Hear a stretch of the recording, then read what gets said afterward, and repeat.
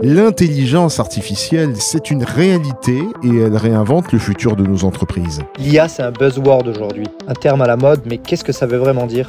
Nous, au travail, on peut vraiment plus s'en passer. Ça fait gagner du temps pour les tâches créatives ou bien même stratégiques. C'est un vrai levier. En revanche, il faut savoir l'utiliser correctement. Il faut comprendre quand même que c'est une aide au quotidien, un peu comme un copilote, quoi. D'accord, mais comment le gérer, ce copilote ? Et dans mon entreprise, comment l'utiliser sans perdre l'humain dans le process ?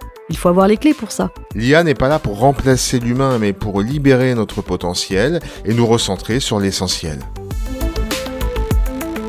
L'intelligence artificielle, on en parle beaucoup en ce moment. Son implantation s'accélère dans les entreprises et ouvre de nouvelles perspectives, parfois vertigineuses. Ce qui change particulièrement, c'est le développement massif de l'IA générative. Aujourd'hui, chacun peut assez facilement créer du texte, des images ou des sons. Nous sommes manifestement au début d'une nouvelle révolution technologique et sociétale. Bonjour à tous, je suis Bertrand Hochet et vous écoutez le podcast du club TGS France. Dans cette nouvelle saison, nous allons vous aider à comprendre comment l'intelligence artificielle va continuer à s'implanter dans les entreprises et ce, à tous les niveaux, ressources humaines, direction juridique, communication, data client et stratégie de l'entreprise. L'intelligence artificielle, à quel prix, avec quelles précautions, quels enjeux humains et éthiques? Avec nos intervenants experts du sujet, nous répondons à vos questions concrètes tout en prenant de la hauteur sur ce sujet qui n'a pas fini de bouleverser le monde des entreprises.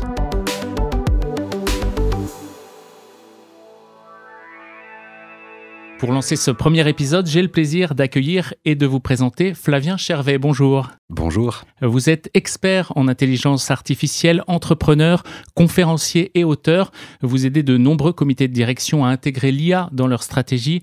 Votre approche est originale. Vous êtes à la fois passionné par les technologies et par la philosophie. Exactement, c'est même par la philosophie que j'ai découvert l'intelligence artificielle, par les questions de simulation de l'esprit humain, l'esprit est-il une machine, etc. Donc ça, c'était il y a 11 ou 12 ans.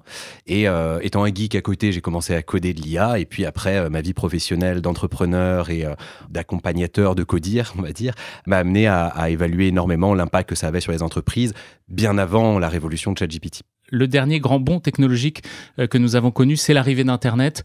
Aujourd'hui, plus personne ne peut s'en passer. Est-ce que le même phénomène est en train de se produire pour l'intelligence artificielle ? Alors, le fait que l'intelligence artificielle devienne une infrastructure de société comme Internet, ça oui, complètement. Par contre, l'intelligence artificielle a des différences avec l'arrivée d'Internet. J'en citerai au moins deux importantes.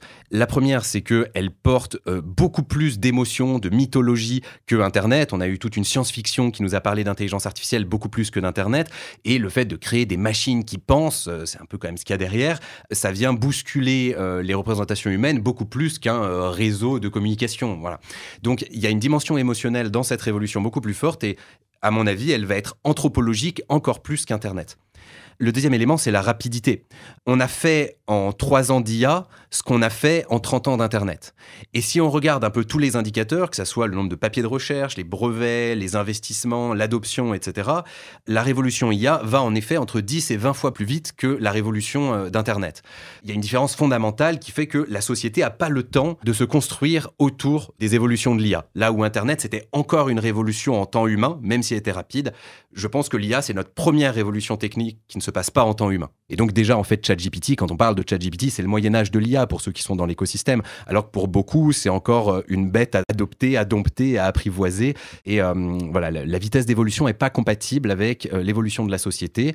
D'une certaine façon, ça va obliger le domaine à ralentir, mais d'une autre, ça crée des opportunités immenses pour ceux qui y vont, mais des risques de tension assez fortes entre ceux qui y vont et ceux qui y vont pas, c'est sûr. Et justement, ces entreprises que vous accompagnez, Flavien Chervet, comment est-ce qu'elles s'approprient les outils d'intelligence artificielle? Quelles sont les questions qui reviennent le plus souvent? La première question, c'est par où commencer? Parce que c'est un sujet qui est vaste. Il y a le point d'entrée de ChatGPT, mais même quand on a ChatGPT face à soi, on ne sait pas quoi en faire.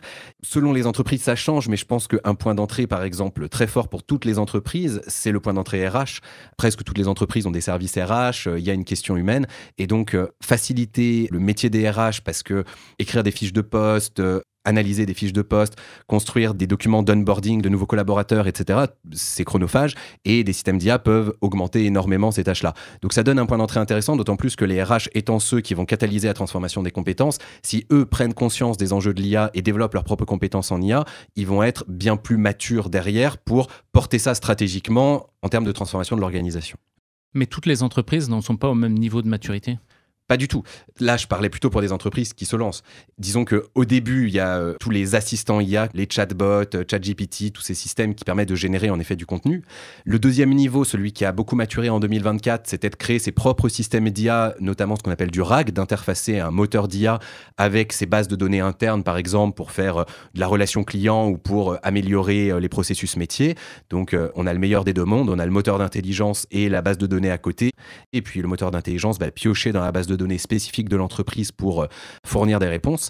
Et puis la troisième grosse vague, celle qui est devant nous et celle qui est en train vraiment d'exploser en ce moment, c'est celle des agents IA, donc des systèmes d'IA qui peuvent réaliser un objectif en autonomie. Il ne faut pas que répondre à une question, ils mènent des actions sur le monde et ils travaillent tout seuls d'une certaine façon. Ceux qui n'y vont pas aujourd'hui, ils vont se retrouver simplement dans une autre cour où ils ne pourront pas jouer avec ceux qui auront de l'intelligence artificielle intégrée. C'est, je pense, une question de survie. C'est comme si aujourd'hui on disait vous allez monter une entreprise, par contre vous n'avez pas accès à l'électricité. On va avoir du mal à jouer dans le même monde que les autres. Et je ne parle même pas d'Internet ou du numérique, je parle vraiment d'électricité. Et je pense que dans 10 ans, ceux qui ne joueront pas dans la cour de l'intelligence artificielle se retrouveront dans un Moyen-Âge industriel en fait. Ça va à une telle vitesse que je pense qu'il faut assumer ce type de radicalité et s'y préparer. Ça part dans tous les sens. C'est le changement permanent. Chaque jour, il y a un nouveau modèle, une nouvelle application à la mode. Je préfère attendre que les choses se stabilisent avant d'y aller. C'est une question qui revient souvent dans la bouche des entrepreneurs, des chefs d'entreprise que nous avons interrogés. Flavien Chervet, comment faire face aux évolutions rapides, très rapides, dans le domaine de l'intelligence artificielle ? Alors, ce qui m'intéresse encore plus dans la question, c'est que le chef d'entreprise a dit qu'il souhaitait attendre que ça se stabilise avant d'y aller.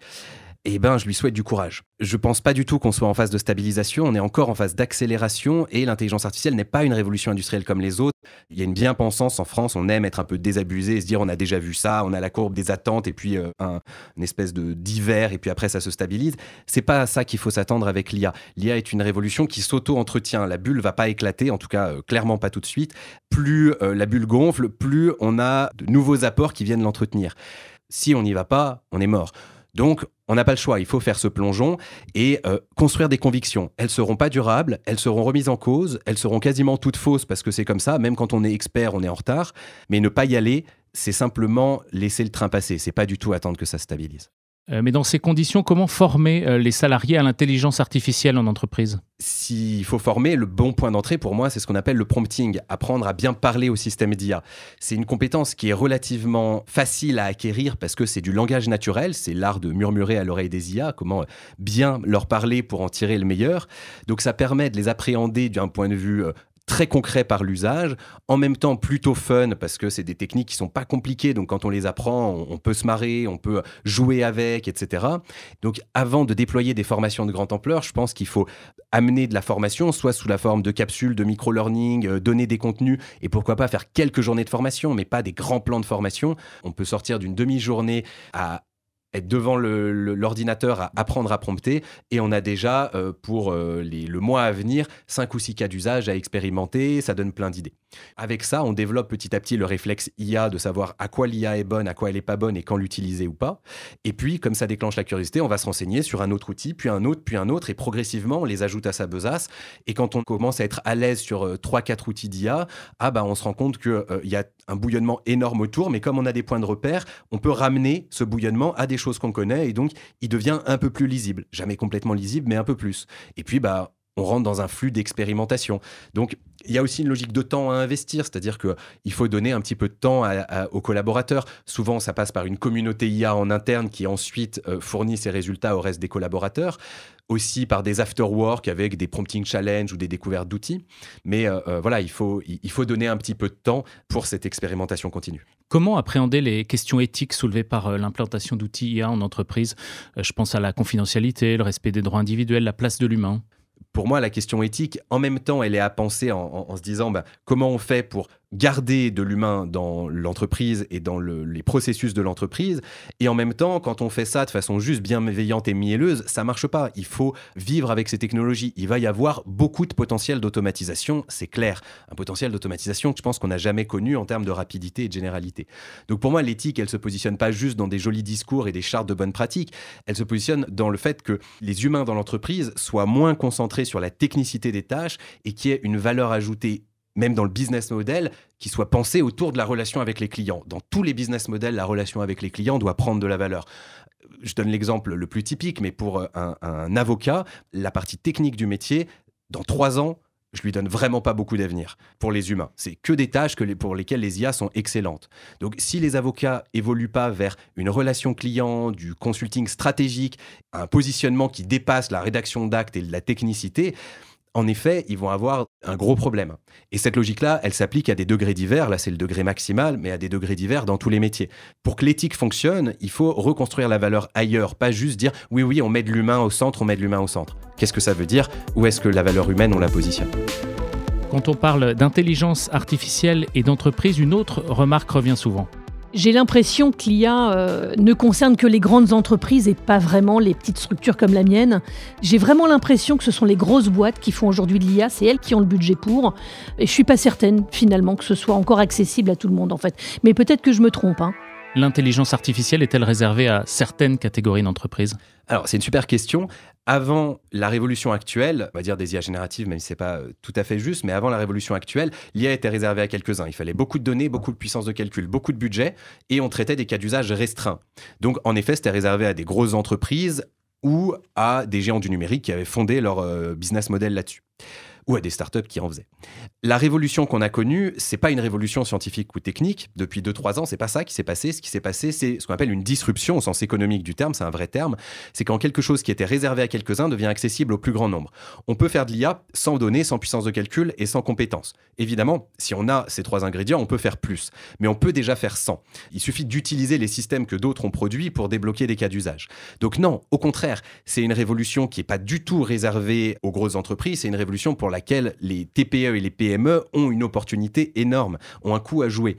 Comme c'est massivement accessible, ça rebat un peu les cartes. Et je pense qu'il y a des très gros qui vont se faire avoir. Par exemple, dans le consulting, je pense qu'en ce moment, les très gros ont très peur parce qu'il y a des possibilités d'automatisation de partie du consulting très, très massives. Et il y a des nouveaux acteurs qui arrivent avec des nouveaux business models fondés sur l'IA et qui intègrent très fortement ces outils, qui peuvent se positionner, qui peuvent prendre des parts de marché et qui peuvent être compétitifs avec des très gros. On imagine assez facilement qu'en entreprise, les métiers les plus précaires, dans ces conditions, vont disparaître ?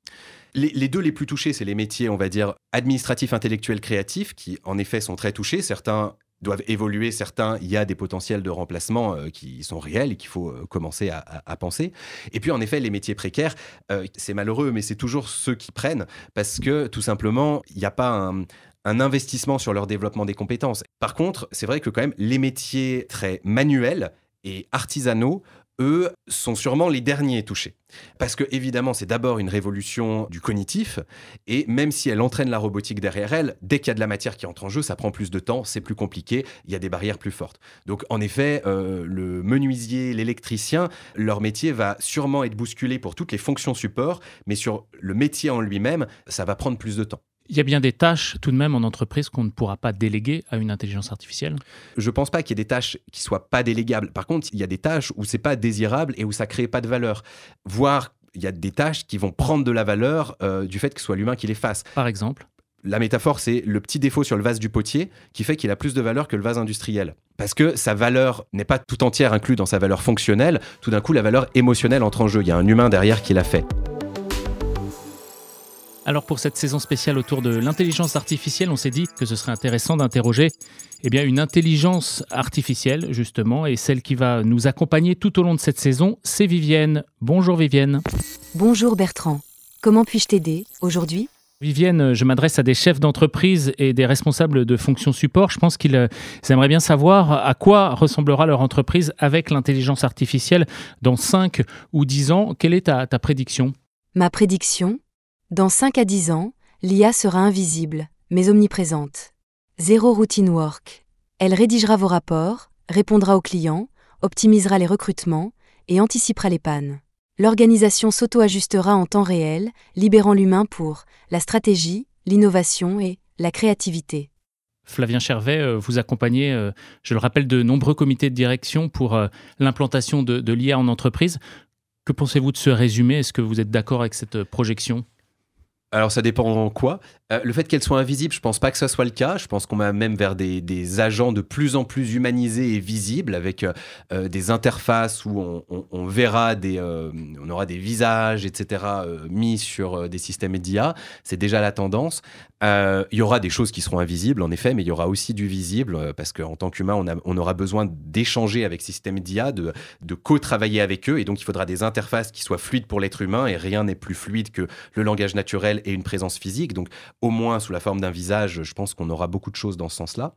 Je suis tout à fait d'accord avec le fait que toutes les entreprises vont avoir au cœur des systèmes d'IA intégrés qui vont écrire des rapports, qui vont répondre à des clients, qui vont faire plein de choses dans l'entreprise.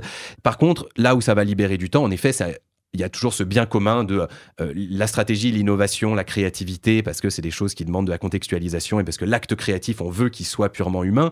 Encore une fois, je pense que c'est vraiment sur l'authenticité de l'humain derrière la réalisation, et donc beaucoup de relations humaines.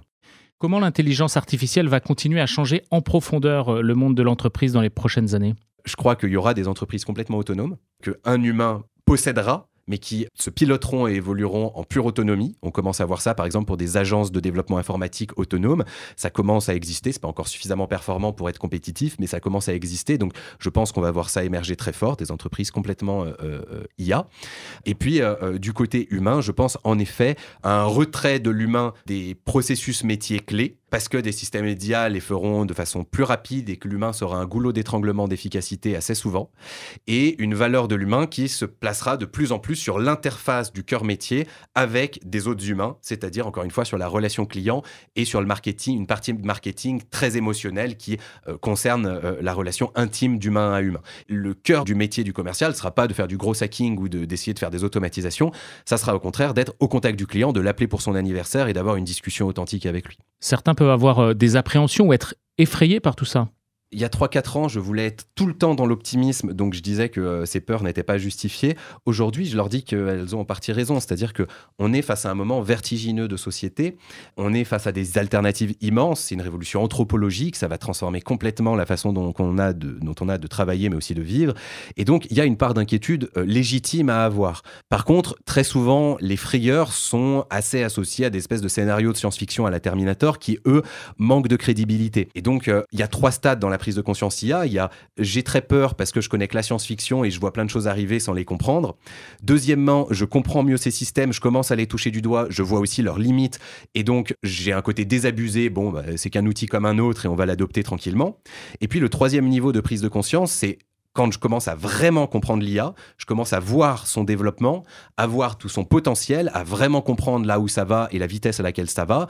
Et je sors de la bien-pensance, c'est qu'un outil, on a déjà vu ça, et je retrouve une partie d'esprit critique et d'intranquillité, mais qui est positionnée aux bons endroits. En effet, par exemple, sur la rapidité et les tensions sociales que va créer cette rapidité, sur la dimension écologique, sur certaines dimensions géopolitiques et militaires. Là, il y a des intranquillités qui sont fortes à avoir et tous les citoyens devraient être conscients de ça. Par contre, une fois que j'ai fait tout ce cheminement, je suis censé aussi avoir une vision des opportunités incroyables que ça ouvre. Le fait qu'on automatise une grosse partie du travail, c'est aussi un avenir désirable pour l'humain. Le fait que l'humain soit un outil de production au travail, ça ne devrait pas être son destin. Pour la maladie, c'est sûrement potentiellement la fin de la maladie qui est à attendre avec l'intelligence artificielle. C'est ultra radical aussi. On a déjà passé la barrière de la langue. Les systèmes d'IA actuels traduisent dans à peu près toutes les langues au moins majeures et de plus en plus même mineures du monde, et ça devient des interfaces de traduction complètes. Et bientôt, voilà, la barrière de la langue n'existera plus. Donc, il y a des enjeux majeurs, magnifiques aussi à passer. C'est une révolution incroyable à vivre. Je lis de la science-fiction depuis que je suis gamin. Je ne m'attendais pas à voir ces choses-là arriver de mon vivant. Et pourtant, je suis jeune. C'est un moment incroyable à voir. Merci Flavien Chervet pour vos éclairages. Si des personnes souhaitent en savoir plus, où peut-on vous retrouver ? Pour mes actualités, c'est mon LinkedIn, je suis très actif dessus. Et puis, pour approfondir un petit peu les questions qu'on a pu évoquer, mon site web, flavienchervet.fr, et ça permet d'accéder à mes ouvrages, ça permet d'accéder à plein de masterclass et de conférences que j'ai données, qui sont en ligne aussi sur ma chaîne YouTube, complètement gratuitement. Donc voilà, via le site web, on retrouve tout ce contenu. Merci Flavien Chervet. Merci à vous et merci à tous nos auditeurs. Et merci d'avoir été avec nous pour ce premier épisode du podcast du club TGS France consacré à l'IA. Vivienne, quelques mots peut-être sur ce club ? Tout à fait. Ce club, c'est aussi 4 conférences d'experts par an dans 5 villes françaises. Retrouvez toutes les actualités sur la page LinkedIn dédiée. Si le sujet de l'IA vous intéresse et que vous souhaitez aller plus loin, abonnez-vous à ce podcast pour ne manquer aucun épisode.